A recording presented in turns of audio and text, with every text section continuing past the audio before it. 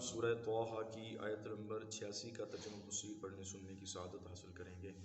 اعوذ باللہ من الشیطان الرجیم، بسم اللہ الرحمن الرحیم۔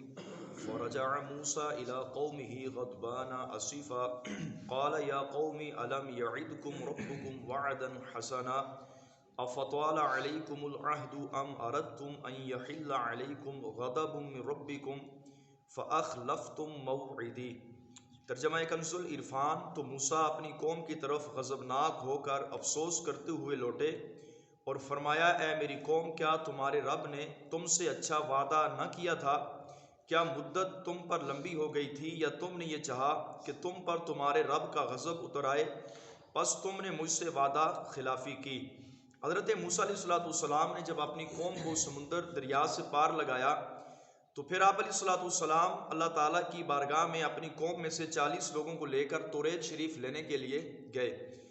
آپ علیہ السلام کی قوم نے پیچھے سامری کے بنائے ہوئے جادو سے ایک بچھڑے کی پوجا کرنی شروع کر دی۔ جب حضرت موسیٰ علیہ السلام لوٹے تو آپ نے دیکھا کہ آپ کی ساری قوم شرک کے اندر مبتلا ہو چکی تھی۔ وہ سامری جادوگر کے ہاتھوں سے بنائے ہوئے، اس کے جادو سے بنائے ہوئے بچھڑے کو پوج رہے تھے۔ تو آپ علیہ السلام نے ارشاد فرمایا کہ کیا تم لوگ یہ چاہتے ہو کہ تم پر اللہ تعالیٰ کا عذاب نازل ہو جائے، تم پر اللہ کا غضب اتر آئے؟ آپ علیہ السلام نے اپنی قوم پر شدت کے ساتھ غصہ و غضب فرمایا، اور آپ علیہ السلام نے فرمایا کہ تم نے مجھ سے وعدہ خلافی کی ہے اور ایسا ناقص کام کیا ہے کہ بچھڑے کو پوجنے لگے۔ تمہارا وعدہ تو مجھ سے یہ تھا کہ تم میرے حکم کی اطاعت کرو گے، میرے رب کی بارگاہ میں جھکو گے، میرے دین پر قائم رہو گے، جبکہ تم نے سب کچھ چھوڑ کر اللہ تعالیٰ کی ذات کے ساتھ شرک کا ارتکاب کیا۔ علامہ اسماعیل حقی علیہ رحمت فرماتے ہیں، اس سے معلوم ہوا کہ اللہ تعالیٰ کی نافرمانی ہوتی دیکھ کر اللہ کی رضا کے لیے نافرمانی کرنے والے پر غصہ ہونا اور اس کے حال پر افسوس کا اظہار کرنا، یہ کامل انسان کی فطرت کے لوازمات میں سے ہے۔ یعنی وہ مومن کامل ہے کہ جس کے سامنے گناہ ہو رہا ہو وہ اس پر غصہ کرے، اظہار افسوس کرے اور اس گناہ کو روکنے کی کوشش کرے۔ نبی پاک علیہ السلام نے ارشاد فرمایا، اگر کسی کے سامنے گناہ ہو رہا ہو تو سرکار فرماتے ہیں وہ اس کو زبان سے روکے۔ ارشاد آپ نے فرمایا ہاتھوں سے روکے۔ ارشاد فرمایا یہ سب سے کامل ایمان والا ہے۔ فرمایا یہ بھی نہ ہو سکے تو اپنی زبان سے روکے۔ محبوب نے فرمایا یہ اس سے کم درجے کے ایمان والا ہے، اور فرمایا یہ بھی نہیں کر سکتا تو کم از کم اس گناہ کو اپنے دل ہی میں برا جانے۔ فرمایا یہ کمزور ایمان والا ہے۔ اور اسی طرح نبی پاک علیہ السلام نے فرمایا اگر کسی شخص کے سامنے گناہ ہو رہا ہے، وہ اس گناہ پر ناراض ہے، تو وہ ایسا ہے جیسا وہ وہاں پر موجود ہی نہیں ہے۔ اور فرمایا ایک شخص دور ہے لیکن وہ اس گناہ پر راضی ہے، تو فرمایا وہ ایسا ہے جیسا وہ گناہ کرنے والے کے ساتھ ہے۔ لہٰذا عقل مند انسان کو چاہیے کہ وہ انبیاء کرام، اولیاء عظام کے طریقے کی پیروی کرتے ہوئے جب کوئی برائی دیکھے تو اللہ تعالیٰ کی رضا کے لیے اس پر ناراضی اور غصے کا اظہار فرمائے، اپنی طرف سے اس گناہ کو روکنے کی کوشش کرے۔ اللہ تعالیٰ کے لیے راضی یا ناراض ہونے کے بارے میں حضرت عمرو بن حمیق رحمۃ اللہ رضی اللہ تعالیٰ عنہ سے روایت ہے، نبی پاک علیہ السلام نے فرمایا بندہ ایمان کی حقیقت کو نہیں پا سکتا یہاں تک کہ وہ اللہ کے لیے غضب کرے اور اللہ تبارک و تعالیٰ کے لیے راضی ہو۔ جب اس نے ایسا کر لیا تو وہ ایمان کی حقیقت کا مستحق ہو گیا۔ اما عائشہ فرماتی ہیں نبی پاک علیہ السلام نے اپنی ذات کا کسی سے بھی انتقام نہیں لیا۔ جو بھی آپ کی ذات کے والے سے آپ پر ظلم و ستم زیادتی کرتا تو آپ علیہ السلام اس کو معاف فرما دیا کرتے تھے۔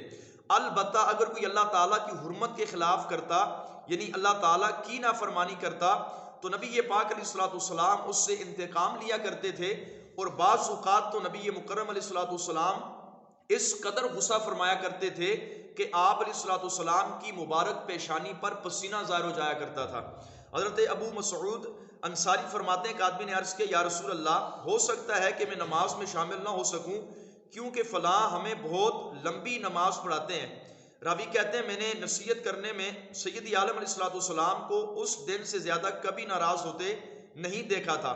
آپ علیہ السلام نے ارشاد فرمایا اے لوگو، تم منتفر کرتے ہو، تم میں سے جو لوگ نماز پڑھائیں تو وہ نماز میں تخفیف کریں، یعنی کم ہلکی نماز پڑھائیں، کیونکہ نماز کے اندر بیمار، کمزور اور حاجت مند مسلمان بھی ہوتے ہیں۔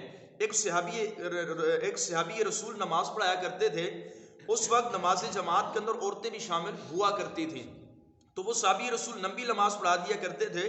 عورتیں نبی پاک علیہ الصلوۃ والسلام کی بارگاہ میں شکایت لگانے کے لیے آئیں کہ یا رسول اللہ، یہ لمبی نماز پڑھاتے ہیں، ہماری نماز کے اندر کما حقوق توجہ نہیں رہتی، ہمارے بچے پیچھے ہمیں تنگ کرتے ہیں۔ تو آقا علیہ الصلوۃ والسلام نے ارشاد فرمایا، صحابی رسول کو آپ نے فرمایا کہ نماز کے اندر تخفیف کیا کرو، یعنی جو بھی عمل کرنا ہو وہ اعتدال کے ساتھ ہو، درمیانہ عمل ہو، نہ ہی زیادہ ہلکا ہو اور نہ ہی زیادہ لمبا ہو، تاکہ مسلمان نماز کے اندر ایک ہمسیت والا ایک ہوتا ہے، اس کے مقابلے میں بیسیوں لوگ ایسے ہوتے ہیں جو کمزور ہوتے ہیں، بیماری ہوتی ہے جس کی وجہ سے وہ لمبا قیام کرنے پر قادر نہیں ہوتے۔ یہاں یہ بات بھی یاد رکھیں کہ کچھ بندوں کو اللہ کی بارگاہ میں وہ مقام حاصل ہوتا ہے، اگر اللہ کے یہ بندے کسی پر راضی ہو جائیں تو اللہ بھی اپنے اس بندے سے راضی ہو جاتا ہے، اگر یہ کسی سے ناراض ہو جائیں تو اللہ بھی ناراض ہو جاتا ہے، اگر یہ کسی پر غصہ فرمائیں تو اللہ تبارک و تعالیٰ بھی اس پر غضبناک ہو جاتا ہے۔ حدیث قدسی ہے، بخاری شریف کی روایت ہے، نبی پاک علیہ السلام نے فرمایا، اللہ تعالیٰ فرماتا ہے جس نے میرے کسی ولی کی توہین کی اس نے میرے ساتھ جنگ کا اعلان کر دیا۔ لہٰذا ہر مسلمان کو چاہیے کہ وہ انبیاء کرام، اولیاء عظام کا ادب و احترام کرے اور ہر ایسے کام سے بچے جو ان کی ناراضی کا سبب بنتا ہو۔ جب اولیاء اللہ کی توہین کرنے والے کے ساتھ اعلان جنگ ہے تو جو صحابہ کرام علیہم رضوان کا بھی ادب ہو تو عند اللہ وہ کتنی بڑی پکڑ میں آئے گا۔ اللہ تعالی ہم سب کے ایمان کی حفاظت فرمائے، ان نفوس قدسیہ کے ساتھ اللہ تعالی ہم سب کو سچی پکی محبت عطا فرمائے، آمین بجاہ النبی الکریم صلی اللہ علیہ وسلم۔